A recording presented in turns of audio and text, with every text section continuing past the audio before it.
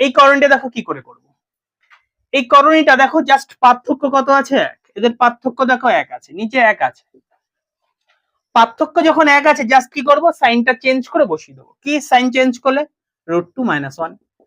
আবার এখানে করলে √3 - √2 plus √4 - √3 dot dot dot dot √49 - √48। এই তো দেখো, এবার দেখো কি হচ্ছে, এর আগে প্লাস আছে, তাহলে এর প্রথমটা, এটা একটা, এটা একটা, এটা একটা, এটা একটা, আমাদের সব ভাগ হয়ে গেছে।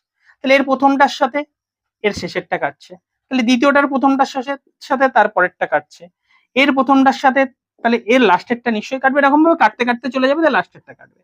তাহলে এখানে কি থাকছে, -1, তাহলে -1 বসিয়ে দাও। আর এখানে কি থাকছে, প্লাস √49 মানে কত, 7। তাহলে করলেই কত হয়ে গেল, এটা যোগ বিয়োগ করলেই 6 আমাদের উত্তর চলে আসলো।